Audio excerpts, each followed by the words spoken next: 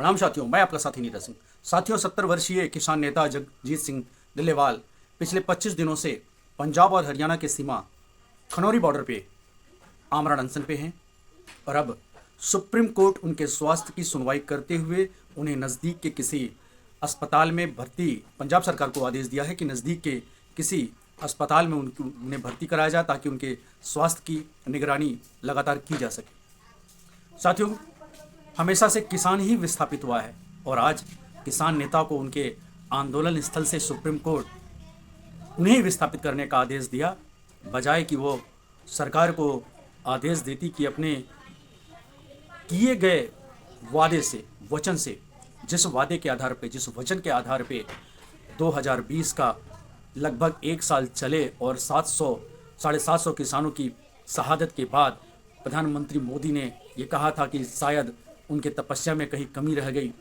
गंगा जी जैसे पवित्र उनके नेक इरादे से लाए गए 3 कानून को उन्होंने अपने तपस्या में कमी को बताते हुए वापस लिया था, लेकिन साथ में यह आश्वासन भी मिला था कि किसानों को कि उन्हें उनके फसलों की न्यूनतम मूल्य, मैक्सिमम नहीं, एमआरपी नहीं, जो कंपनी के उत्पाद का, जो कंपनी तैयार करती है अपने प्रोडक्ट का और उसका लागत वो खुद तय करती है और उस पर एमआरपी लिखती है, मैक्सिमम रिटेल प्राइस। लेकिन यहां तो किसानों के मूल्यों का निर्धारण सरकार की संस्था खुद करती है और वो एमएसपी, मिनिमम सपोर्ट प्राइस, तय करती है सरकार की संस्था।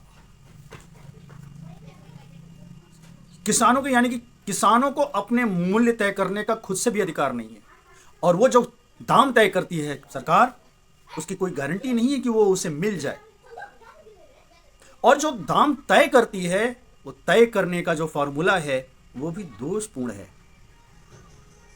जब कोई कंपनी अपने उत्पाद बनाती है तो अपने मशीनरी की लागत पे जो इंटरेस्ट आता है उसे भी जोड़ लेता है और तमाम खर्चों को जोड़ता है। लेकिन जब वही किसानों की एमएसपी तय होती है तो उसमें बहुत सारे खर्चे तो एक्सक्लूड कर दिए जाते हैं।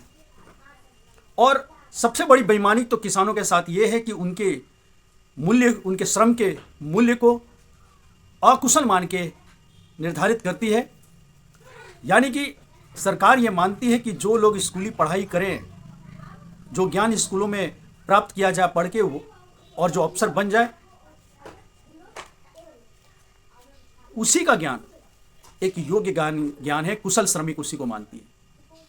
बाद बाकी सबको तो अकुशल मानती है।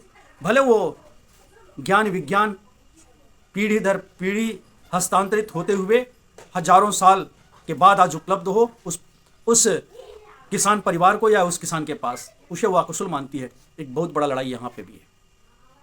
लेकिन सरकार वो न्यूनतम मूल्य भी नहीं देना चाहती है। किसानों के तमाम उत्पाद ऐसे सड़ गल जाते हैं और उसे सड़कों पे फेंक देना पड़ता है। और किसानों की त्रासदी ये है कि करोड़ों परिवार किसानों के टूट गए हैं। जो किसान आत्मनिर्भर था, अपने खेतों का मालिक था, उसे पलायन करके महानगरों की धक्का खाना पड़ता है और किसी फैक्ट्री में अकुशल श्रमिक की भूमिका में उसे आना पड़ता है। एक जगह का कुशल श्रमिक, कुशल किसान, सरकार उसे अकुशल श्रमिक के रूप में ढकेलती है कारखानों में, फैक्ट्रियों में, महानगरों पे, रिक्शा चलाने, टेम्पू चलाने और तमाम बोझा ढोने और तमाम फैक्ट्रियों में सस्ते श्रम उपलब्ध कराने के लिए किसानों का परिवार सरकार तोड़ रही है, उसे बेघर कर रही है, उसे उचित मूल्य नहीं दे रही है। दोहरा मार है, दोहरा मार। एक तो उसके उत्पाद का समुचित दाम नहीं मिलता है और समुचित दाम नहीं मिलने की वजह से उसे गरीब बनाए रखती है सरकार। और जब वो आज के इस महंगाई वाले वक्त में अपने रोजमर्रा की जरूरतों को पूरा नहीं कर पाता है तो वही किसान पलायन होके कारखानों में जाता है, मजदूरी करता है, गांव टूटता है, परिवार टूटता है। अपने परिवार से हजारों हजार किलोमीटर दूर जाके वो एक श्रमिक की भूमिका में आता है। भले ही वो पंजाब का किसान कनाडा जाता हो और बिहार का किसान त्रिपुर, दिल्ली, मुंबई, कोलकाता इत्यादि महानगरों में जाके वो एक श्रमिक की भूमिका में 18-18 घंटे काम करने के लिए अभिशप्त होता है। आखिर पलायन तो हो ही रहा है और किसानों का हो रहा है। गांव के गांव खाली हो रहे हैं। सरकार नहीं चाहती कि गांव में इनफ्लो बढ़े, गांव में धन का आना जारी रहे, ताकि गांव समृद्ध न रह पाए। और गांव जब समृद्ध नहीं रहेगा, गांव जब अपने रोजमर्रा की चीजों की पूर्ति नहीं कर पाएगा, तो वहां के किसान, वहां के श्रमिक पलायन करके कल कारखानों में जाएंगे। और यही वजह है कि सरकार अपने केंद्रीय बजट का मात्र और मात्र 3% ही कृषि पे खर्च करते हैं, जबकि कृषि में आज भी लगभग 60% के बराबर लोग कार्यरत हैं। देश का सबसे बड़ा उद्योग है, देश का सबसे बड़ा रोजगार है आत्मनिर्भर स्वावलंबन। और गांव पे जो फिजूल खर्ची है वो भी नहीं होता। लेकिन सरकार का ध्यान किसानों पे नहीं है और बेकार की चीजों में ज्यादा खर्च करती है। अगर गांव के लोग का गांव में रोजगार हो, तो जो उनका महानगरों को विकास करने में, महानगरों को चमकाने में, महानगरों की फिजूल खर्ची में बहुत ही कटौती हो सकता है, बड़े स्तर पे कटौती हो सकता है और भारत का उदय नए स्वरूप में हो सकता है। लेकिन ये विदेश परस्त मानसिकता वाली सरकार, जिनका रोल मॉडल भारत को अमेरिका बनाना है, भारत को बनारस को क्योटो बनाना है, ये एक मिथ्या, ये एक भ्रामक कल्पना है। भारत को भारत ही रहने देना चाहिए, भारत को भारत रहने दो। और भारत की एक विशाल आबादी किस तरह से आगे बढ़ पाए, अपने पेट भरने के अलावा तन पे कपड़े रख पाए, घर बना पाए, बच्चों को पढ़ा पाए, अपनी बच्ची की शादी कर पाए, इस योग्य बनाना चाहिए। अब तो सुप्रीम कोर्ट ने भी कह दिया है कि 5 किलो राशन के बजाय सरकार को रोजगार की चिंता करनी चाहिए, रोजगार उपलब्ध कराना चाहिए। लेकिन ये रोजगार उपलब्ध कैसे होगा? ये तो जो किसान जहां जो रोजगार में है, अपनी खेती में रोजगार में है, उसे भी उजाड़ने पे लगी हुई है। और इन सरकार के कान पे जू नहीं रेंगेगा जब तक कि और भी किसानों की यह शहादत न लगी। पहले किसान आंदोलन में लगभग 750 किसानों की शहादत हुई। अब तो डल्लेवाल साहब की भी क्या यह शहादत लेगी, या उनके जैसे और किसानों की यह शहादत लेगी?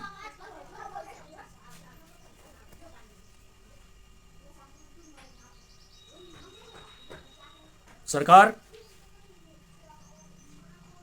अविलंब जो अपने किए गए वादे थे उसको पूरा करना चाहिए। सरकार को उसने एमएसपी की गारंटी देने का वादा किया था, लेकिन आंदोलन समाप्त हुए लगभग 3 वर्ष हो गए हैं,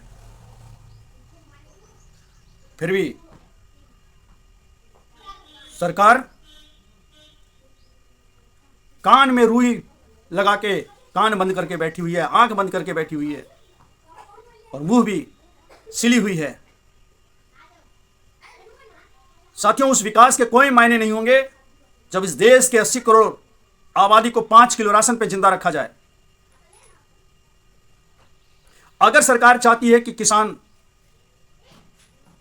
जीवित रहे, अगर सरकार चाहती है कि 80 करोड़ लोगों को 5 किलो राशन पे जीवित न रखा जाए, उसे हृष्ट पुष्ट और सबल भारत चाहिए,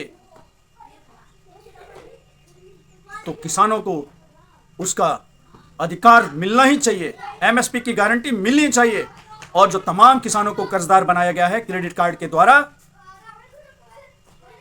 वो ऋण माफी होना ही चाहिए। जब पूंजीपतियों के, कल कारखानों वालों के, फैक्ट्री मालिकों के कर्ज माफी हो सकता है लाखों करोड़ों रुपए की, तो किसानों का कर्ज माफी क्यों नहीं हो सकता है? उद्योगपति, एक कारखाने का मालिक तो आमदनी करने के बाद भी अपने ऋण की माफी करा लेता है, और किसान तो जाड़ा, बरसात, गर्मी, सूखा का मार झेलता है, फिर भी सरकार उसके ऋणों को क्यों नहीं माफी कर रही है? ये तो ऋण माफी होना ही चाहिए। किसानों के वोट से सरकार बनती है। इस देश की 70% आबादी के वोट से ही, वो अल्पसंख्यक नहीं है, बहुसंख्यक है। तो इस बहुसंख्यक किसान की आवाज सरकार क्यों नहीं सुनती है?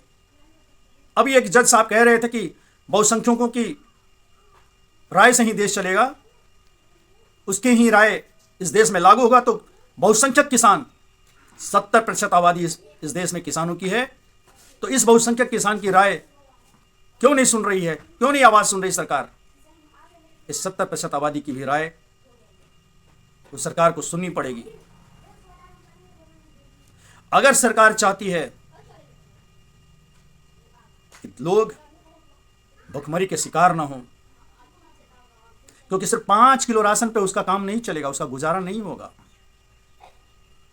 जिस तरह की आज व्यवस्था बना दी गई है, महंगाई वाली व्यवस्था, विषमता वाली व्यवस्था, और सिर्फ चंद पूंजीपतियों को और पैसा धनवान बनाने की जो ये पूरी व्यवस्था खड़ी हुई है, इस व्यवस्था में सिर्फ विदर्भ से ही आत्महत्या की खबरें नहीं आएंगी साथियों। 5 किलो राशन देने के बाद भी इस तरह की खबरें पूरे देश भर से आने लगेंगी, क्योंकि किसानों के पास पैसा है नहीं, गांव में इनफ्लो है नहीं।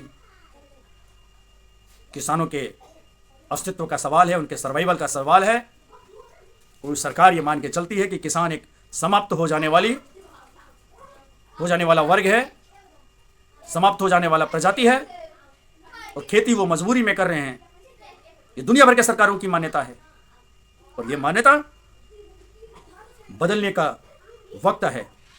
अगर ये मान्यता नहीं बदलेगी तो एक तरफ तो आत्महत्या की खबरें आएंगी, दूसरी तरफ अपराध की भी खबरें, अपराध के बढ़ने की भी खबरें आएंगी। क्योंकि भूख की वजह से कुछ लोग तो आत्महत्या कर लेंगे, लेकिन जो सुसाइड वाले मनोवृत्ति के नहीं होंगे, वो अपने जीवित रहने के लिए लूटपाट तो करेंगे ही। वैमनस्य बढ़ेगा, धोखाधड़ी बढ़ेंगी, अपराध बढ़ेंगे।